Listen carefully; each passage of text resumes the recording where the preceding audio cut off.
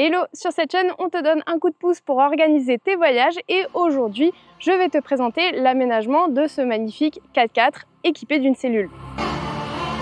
On est actuellement en train de parcourir les routes de la Namibie et du Botswana à la rencontre d'animaux absolument incroyables et de très beaux paysages. Et on le fait avec un véhicule qu'on a loué auprès de l'entreprise Bush Bundu. Donc on va te montrer à la fois l'équipement de ce véhicule pour que tu puisses peut-être aménager le tien, que ça puisse te donner des idées. Si tu prévois un voyage en Namibie, n'hésite pas bien évidemment à contacter Bush Bundu. C'est une toute petite entreprise gérée par un couple adorable qui se démène vraiment pour t'accompagner dans le voyage de tes rêves. Ils sont absolument incroyables, donc n'hésite pas à les contacter, je te mettrai le lien de leur site internet en description de la vidéo. Si cette vidéo t'est utile, bien sûr, pose un like et n'hésite pas à t'abonner, ça nous donne toujours un petit coup de boost pour continuer à faire des vidéos. C'est parti! Ce véhicule, c'est un Toyota Hilux, donc un 4x4 hyper fiable, tout terrain. Il est vraiment très confortable à conduire. Et comme vous pouvez le voir, il a une cellule aménagée à l'arrière de façon assez originale. Donc je vais vous montrer tout ça. Alors cette cellule, elle s'ouvre par 3 côtés, ce qui est plutôt pratique pour attraper toutes nos affaires. Et donc comme vous pouvez le voir, sur la partie haute de la cellule, il y a un rail avec 2 boîtes de rangement. Il y a 2 caisses, mais il y a largement la place pour en mettre aussi une 3e, ce qui fait déjà pas mal de rangement sur la partie haute de la cellule.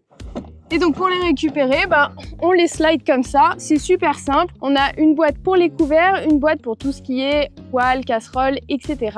Et on a aussi une boîte pour stocker toute notre nourriture et la protéger évidemment de la poussière parce que en Namibie, on accumule pas mal de poussière. Oh, mais qu'est-ce que c'est que ça ? Ça a l'air tout petit comme ça, mais ça c'est un immense tank d'eau qui est tout fin en fait et qui longe toute la paroi arrière de la cellule. C'est un tank de 55 litres, donc c'est quand même super pratique et ça prend aucune place. Et pour le robinet, il est juste ici. Hop, de l'eau. C'est pas magique ça? Ici, de l'autre côté de cette magnifique cellule aménagée, on a 2 grosses bonbonnes de gaz qui sont fixées avec une sorte de strap comme ça pour éviter qu'elles bougent trop. Et juste ici, ils ont créé une sorte de petite boîte en métal pour mettre le brûleur, qui est très sale. J'ai un peu honte. Je vous le montre par derrière comme ça.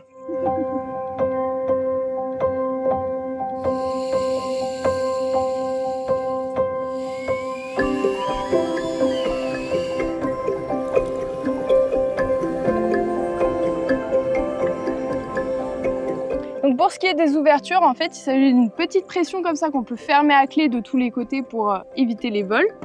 Hop, qui s'ouvre. Et on a juste à soulever.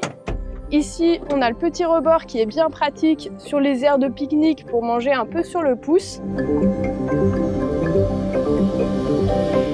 Et ce qui est encore plus pratique, c'est bien sûr le frigo qu'on peut slider en débloquant le petit loquet ici. C'est un frigo de 50 litres, donc ça permet vraiment d'être autonome facile une semaine, quoi. Et vous avez de la chance parce qu'on a nettoyé le frigo hier. C'est tout propre. Donc ce frigo, il est relié à la seconde batterie qui est dans le moteur, mais on peut aussi le relier en se branchant dans un camping. Et donc pour pouvoir continuer à faire notre métier d'instagrammeur, nous avons juste ici une petite multiprise pour pouvoir recharger tous nos appareils et elle est reliée justement à la 2e batterie qui est dans le moteur, la même batterie qui alimente le frigo. Par contre, cette batterie-là, elle ne fonctionne que quand le moteur est allumé, sinon elle pomperait trop la batterie, alors que le frigo peut fonctionner même un moteur éteint, bien sûr.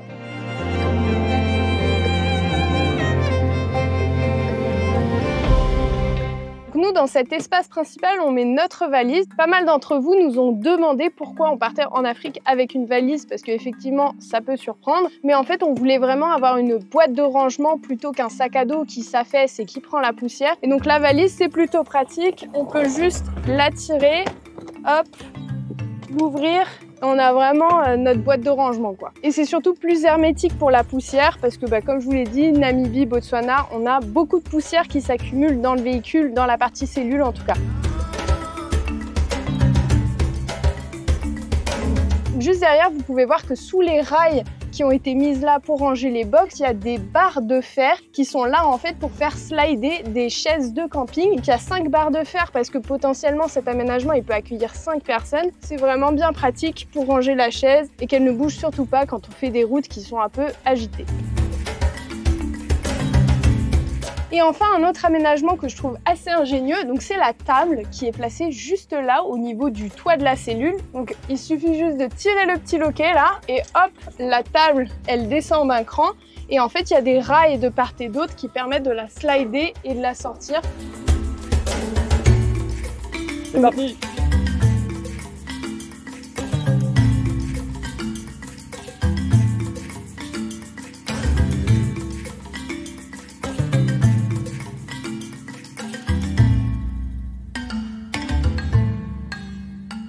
Comme vous le savez, dans les aménagements, on essaie de perdre le moins de place possible. Et donc ces portes-là, elles ont aussi été aménagées pour accueillir des ustensiles. Donc de ce côté-là, on a la bonne grosse pelle pour se sortir des routes ensablées de Namibie. Et de ce côté-là, vous avez la hache pour aller couper du bois ou tuer votre voisin de camping qui fait trop de bruit. Alors en Namibie, on alterne beaucoup les routes de goudron, mais aussi les routes de gravier, voire les routes de sable.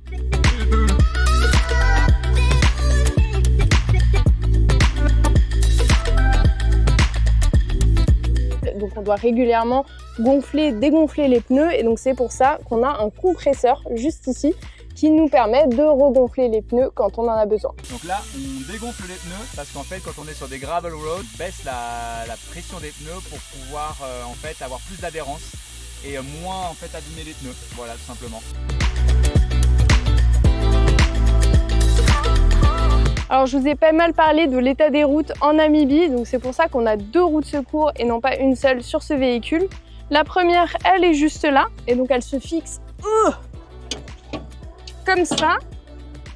On a un petit loquet, et voilà, terminado. Mais où est la deuxième, Manon? Et ben la deuxième, elle est en dessous, Laurent. Juste ici. Alors pour dormir, rien de plus simple, on a bien sûr la tente de toit de la marque Tentco.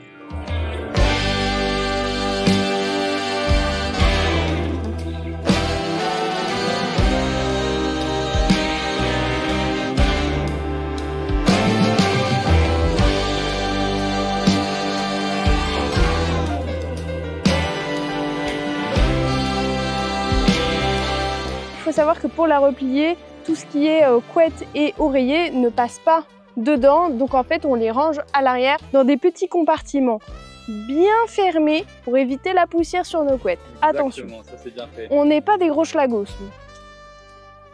Bon voilà, sur ce, c'est l'heure de l'apéro. Donc moi je vous laisse et je vous dis à bientôt pour une nouvelle vidéo. Il n'y a rien dans ce verre. Tout est faux. C'est des fausses cacahuètes.